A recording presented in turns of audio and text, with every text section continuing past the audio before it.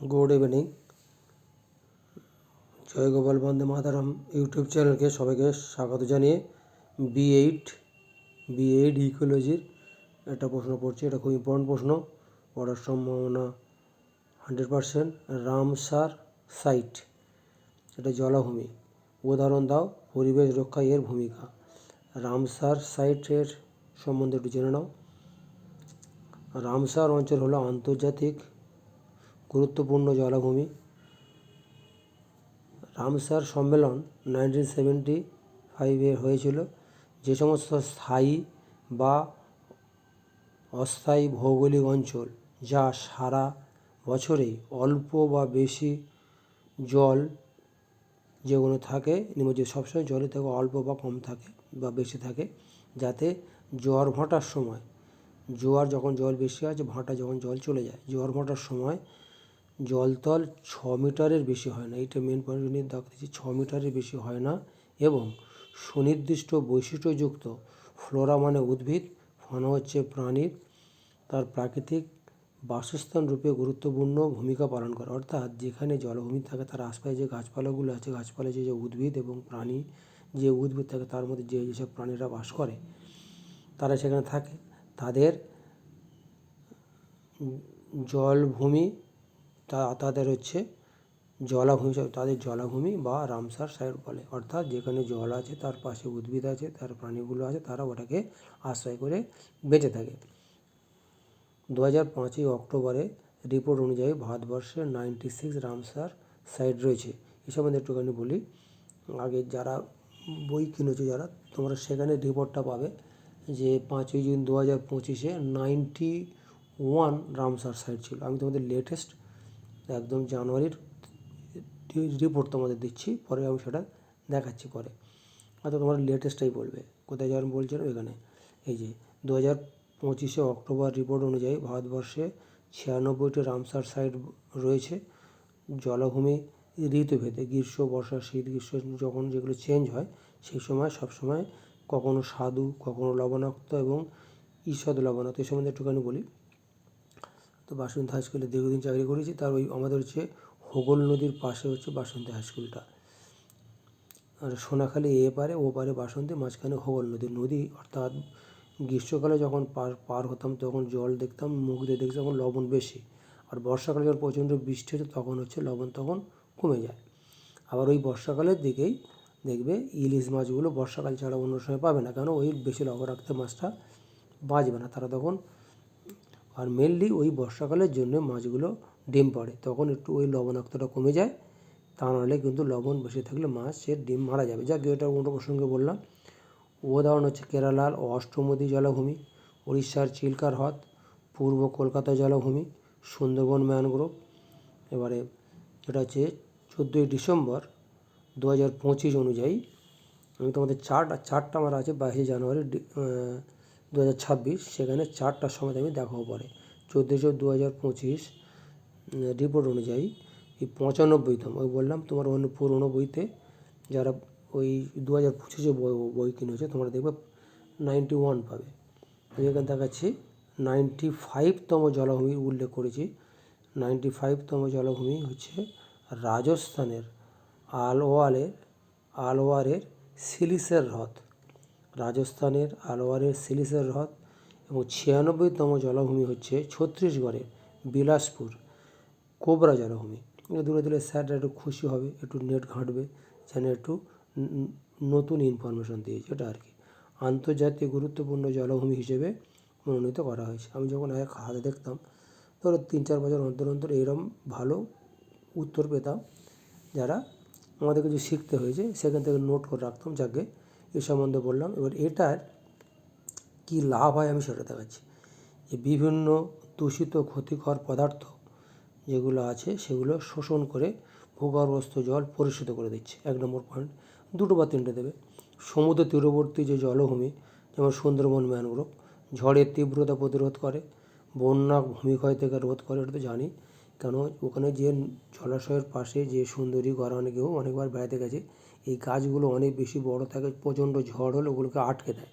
আর একটা কী কাজ করে না, এখান থেকে যে যত বেশি গাছপালা থাকবে সেখান থেকে বৃষ্টি হয়, কেন, ওই গাছপালা থেকে জল বাষ্পমোচন হয়, সেখানে ধুলোবালির সঙ্গে মেঘ হবে, সেখান থেকে বৃষ্টি হয়। এটা হচ্ছে এর ভূমিকা সম্বন্ধে বললাম।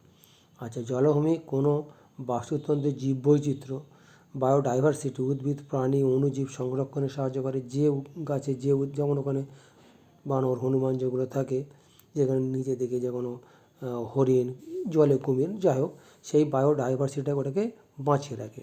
বিপন্ন জীব, স্থানিক প্রজাতি, জলাভূমি যে জলের যে জীব, তাদের অন্যান্য যে পরিযায়ী পাখিগুলো, তারা ওখানে প্রাকৃতিকভাবে সেখানে বসবাস করে। অনেক সুন্দর সুন্দর পাখি থাকে ওখানে। খাদ্যের উৎস এবং প্রজননস্থল হিসেবে তাদের যেখানে থাকার জায়গা, ওখানে একসঙ্গে থাকে, তাদের বংশবৃদ্ধি হয়, তাদের বাচ্চা কাচ্চা হয়, তাদের এখানে সংসার পেতে আছে আর কি, জঙ্গলের মধ্যে। আবার ওই জলাভূমির যে নৈসর্গিক অপূর্ব সৌন্দর্য বিভিন্ন পর্যটকরা আকর্ষণ করে, যা ওই অঞ্চলের পর্যটন শিল্প সম্বন্ধে একটুখানি বলি। সুন্দরবনে শীতকালে দিয়ে প্রচণ্ড বেড়াতে যায় লঞ্চে করে। 2 দিন 3 শুক্র শনি রবি উইকডেসে সব চলে গেল, বেরিয়ে আসলো। এখন রিসেন্ট বছর 2 হয়েছে ইলিশ উৎসব, যাচ্ছে পুরো একদম ইলিশ মাছ, চিংড়ি সব খাচ্ছে, ঘুরছে, নৈসর্গিক দৃশ্য উপভোগ করছে। তোমরা পারলে সুন্দরবনে ঘুরে আসতে পারো, যারা ইউটিউব চ্যানেলটা শুনবে, যারা বাইরে থেকে এটা শুনবে। ভালো ইলিশ খাওয়ায় ওরা। জলভূমির আচ্ছা, কৃষিকাজ, তারপরে মৎস্য চাষ, পরিবহনে, অর্থাৎ এই যে জলটা ওখানে রয়েছে ওখান থেকে কাটিয়ে চাষ করার জন্য সেক্ষেত্রে সুবিধা হবে, কৃষিকাজ করার সুবিধা হবে। আর একটা সুবিধা কি, যেহেতু জল সবসময়, তাহলে লঞ্চে করে তুমি পরিবহনে জোয়ারের সময় তাড়াতাড়ি করে চলে যাবে, তাহলে এটা আমার পরিবহনের ক্ষেত্রে সাহায্য করছে। অর্থনৈতিকভাবে নির্দিষ্ট অঞ্চলের যে অনুবেশগুলো, এখানে প্রচুর লাভ করছে, যারা প্রচুর ব্যবসায়ী এখানে ক্যানিংয়ে যারা বসে থাকে, এখান থেকে ট্যুরিজম কলকাতা থেকেও এগুলো অর্ডার করে, তারা বুক করে নেয়, প্রচুর এখানে পয়সা এখানে ভালোই কামায়। জৈব ভূ রাসায়নিক চক্র, জল চক্র ইত্যাদি, যেগুলো বাস্তুতান্ত্রিক পরিবেশে রামসার সাইট বজায় রাখে। জলভূমির উদ্ভিদগুলি তাহলে কার্বন ডাইঅক্সাইড গ্রহণ করছে, অক্সিজেন দিচ্ছে, একটা উদ্ভিদ একটা প্রাণ, আমরা বেঁচে আছি এইভাবে। সুতরাং গাছকে কাটা চলবে না। এই সম্বন্ধে আগে একটা ভিডিও করলাম, অমৃতা দেবী বিষ্ণু আন্দোলন, বিভিন্ন ধরনের চিপকো আন্দোলন সম্বন্ধে বললাম। অর্থাৎ উদ্ভিদকে বাঁচিয়ে রাখো। উদ্ভিদ কার্বন ডাইঅক্সাইড শোষণ করবে, পরিবেশ আমাদের দূষণটাকে রোধ করবে, আর কি গ্লোবাল ওয়ার্মিং, বিশ্ব উষ্ণায়নকে রোধ করবে এবং জলবায়ুর পরিবর্তনে সাহায্য করবে। এবার আমি তোমাদের দেখাবো যে ওই যে 96 যেটা আছে রামসার সাইট, পুরো তোমার চার্ট দিয়ে দেখাচ্ছি। তোমার একটা ছবি তুলে নেবে, দেখাচ্ছি। জাস্ট এখানে তোমার যা ছবিটা তোমাদের একটা জানুয়ারি 26 দেখো, একটা চার্ট আমি নিয়ে দিয়েছি, 96 রামসার সাইট ইন ইন্ডিয়া। আচ্ছা, আর ওটা দেখাচ্ছি, এগুলো জাস্ট ওটা দেখানোর জন্য বলছি আমি। জাস্ট জিনিসটা কি দেখো, এইখানটা নিচ্ছি দেখো, ইস্ট কলকাতা ওয়েটল্যান্ড, আচ্ছা সুন্দরবন ওয়েটল্যান্ড, তো ঘুরতে গেছে অনেকবার, সে যাই হোক। আচ্ছা, ভিতরকণিকা, এটা হচ্ছে উড়িষ্যার ভিতরকণিকা ম্যানগ্রোভ। এখানে আরেকটা ভিডিওতে ছিল যে কুমির প্রকল্প আছে ভিতরকণিকা, এটা সম্বন্ধে। তারপরে হচ্ছে চিল্কা লেক, এখানেও গেছিলাম, এখানে ডলফিন দেখেছিলাম। চিল্কা লেক, এই 2-1টার নাম এখান থেকে বললাম, আর এখানে আমি যাচ্ছি না, জাস্ট ওইগুলো দেখাচ্ছে। Ramsar sites in India, Ramsar wetland sites of India, এই বিভিন্ন জায়গায় বিভিন্ন সব নাম্বারিং করে দেওয়া আছে এক জায়গায়, আর অন্যভাবে দেওয়া আছে। এটা হয়ে গেল। এরপরে যেটা দেখাবো, পরের প্রশ্ন একসঙ্গে সেট হচ্ছে, যেটা হচ্ছে তেজস্ক্রিয় পদার্থ ক্ষতি করবে। তেজস্ক্রিয় বর্জ্য ব্যবস্থাপনা কি, এটা সাইজের মধ্যে রেখেছে ইকোলজির মধ্যে। মানুষের দেহে ক্ষতিকর প্রভাব সম্বন্ধে লেখো। আর এই ব্যবস্থাপনার একটি গুরুত্বপূর্ণ প্রযুক্তি। আগে আমি তেজস্ক্রিয়র প্রভাব সম্বন্ধে এখান থেকে 2 নম্বর, এর ব্যবস্থাপনা এই দুটো আছে, আমি একটু বাড়তি দেওয়া আছে, আর বলছি পরে। আগে এটা আমারটাকে নিয়ে নাও। মানুষের দেহে ক্ষতিকর প্রভাবটা এখানটা চলে এসে দেখো, এটা তো ক্ষতিকর। তার তেজস্ক্রিয় পদার্থের মধ্যে কী কী থাকতে পারে বিভিন্ন দেখো, রেডিয়াম, ইউরেনিয়াম, বেরিয়াম, প্লুটোনিয়াম, ট্রোটিয়াম ইত্যাদি, নিউক্লিয়ার থেকে, পারমাণবিক থেকে ইত্যাদি, এগুলোর মধ্যে তেজস্ক্রিয় পদার্থ। এটা কি ক্ষতি করে সেটা দেখো।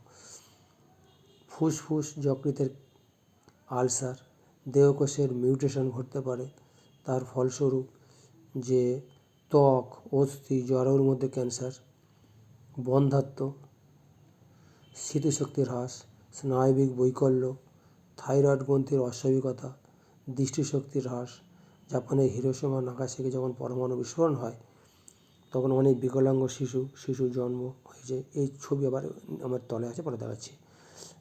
এবারে প্রযুক্তির উপায়ে নিয়ন্ত্রণ, কীভাবে এটাকে আমরা নিয়ন্ত্রণ করবো। ধরো এটাতে 2 নম্বর দিল, এটাতে 1 নম্বর দিল, এই 2 আর 1 3 লিখলে হয়ে যাবে।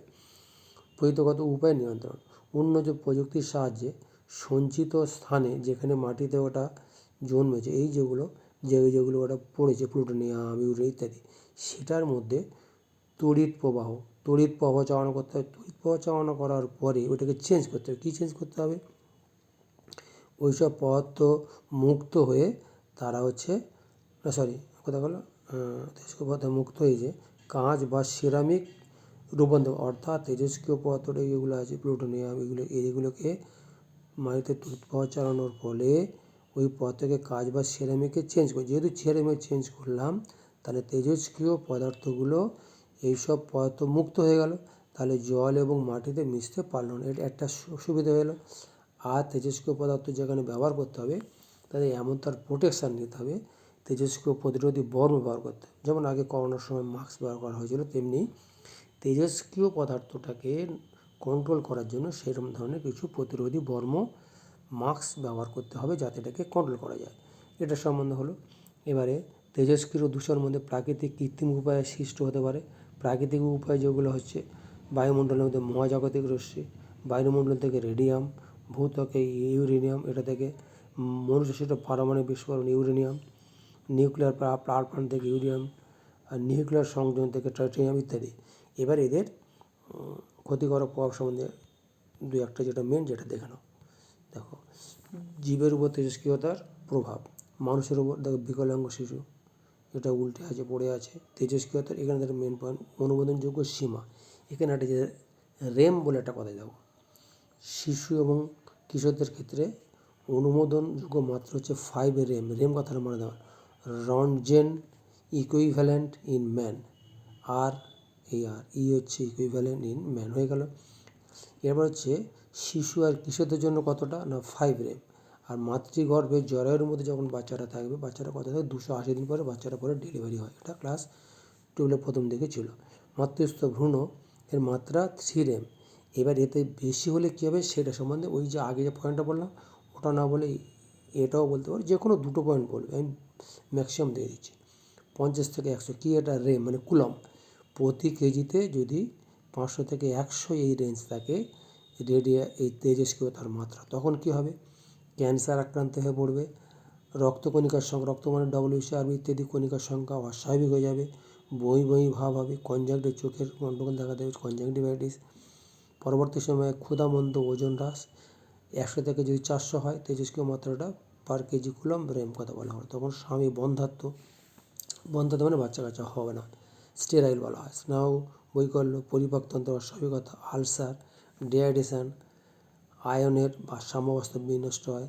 স্ত্রীদের ক্ষেত্রে হয়েছে রজচক্র, মেনস্ট্রুয়েশন সাইকেল সম্বন্ধে একটুখানি বলে দিই। 12 থেকে 13 ইয়ারের মধ্যে মেনস্ট্রুয়েশন সাইকেল স্টার্ট হয়, আর 50 থেকে 52 বছর বয়সে এমনি নর্মালি বন্ধ হয়ে যায়। কিন্তু এই রেঞ্জে হলে তাহলে এটাকে বন্ধ হয়ে যাবে। দেখা গেলো তার মেনস্ট্রুয়েশন সাইকেলটা 1 থেকে 2 মাস হচ্ছে না, তাহলে চিকিৎসা যদি না হলে তার কিন্তু মৃত্যু হতে পারে। 400 থেকে 600 যখন হচ্ছে দেখো অস্থি মজ্জা প্রায় বিনষ্ট হবে, তার দৈনিক কর্মক্ষমতা নষ্ট হয়ে যাচ্ছে। 600-র বেশি যখন হচ্ছে কী হবে, অস্থি মজ্জা সম্পূর্ণভাবে বিনষ্ট হচ্ছে, বন্ধ্যাত্ব, মৃত্যু। এবারে আর একটা ছবি দেখাচ্ছি, তোমার মেনলি লাগবে এইটা লিখলে 2 নম্বর হচ্ছে, আর ওই যে নিয়ন্ত্রণের জন্য বর্ম পড়ো আর যে সমস্যাগুলো ওটা বললে হয়ে যাচ্ছে। এবার দেখো আরেকটা দিয়েছি, এটা জাস্ট বোঝার জন্য। গামারে দেখো হাড় একটু বলে দিই, এদিকে 12টা হাড়, এদিকে 12টা 24টা, মাঝখানে স্টারনাম, যা খুশি সব তো আমাদের জানা আছে, মোটামুটি বলে দিতে পারবো কোথায়। দেখানো বিটা পার্টিকেল হচ্ছে অ্যাবডোমেনের মধ্যে, এটা ক্ষতি করছে। এক্স রে ব্যবহার করার পরে দেখো হাড়ের ক্ষতি করছে, বারবার এক্স-রে না করাই ভালো, যার ফলে এগুলো রে দিয়ে ক্ষতি করে। তারপর দেখো ডেঞ্জার রেডিয়েশান, এই রেডিয়েশানের পরে কী দেখো রেডিয়েশানে আসছে, দেখো পুরো মাংসের মধ্যে ভিতর থেকে ঢুকে হাড়ের মধ্যে ক্যান্সার হচ্ছে। There is a cancer risk from X ray থেকে এটা কিন্তু হওয়ার রিস্ক থাকবে, এটা বারবার গ্রহণ করা বলে। আর একটা দেখানো হচ্ছে দেখো নিউক্লিয়ার এফেক্টস হিউম্যান ফটোগ্রাফস, সেক্ষেত্রে এখানে তার সমস্যাগুলো দেখা দিচ্ছে। তাহলে ওখান থেকে ব্যবস্থাপনার জন্য 1 লিখলে, আর কী কী ক্ষতি করে অনেকগুলো তো বললাম, তুমি 2টো বা 3টে বললে 2 নম্বর বা 3 নম্বর পেয়ে যাবে, কিন্তু একটু বেশি করে বলে দিলাম। সবাইকে ধন্যবাদ জানিয়ে এখানে শেষ করছি। পরবর্তী আবার লোড করার জন্য চেষ্টা করছি। আশা করি তোমাদের ভালো লাগবে, ভয় পাবে না, পুরো প্রশ্নই কমন পাবে। এগুলো তোমরা দেখবে ভালো করে, আর একটু সাবস্ক্রাইব করো যাতে আমি একটু আনন্দ পাই। জয় গোপাল, কৃষ্ণজি যেন ভালো থাকে, আর বন্দে মাতরম, জাতীয়তাবাদকে উদ্বুদ্ধ হই। এখানে রাখছি, সবাই ভালো থাকো, এটা ভালো করে দেখবে। সবাইকে ধন্যবাদ।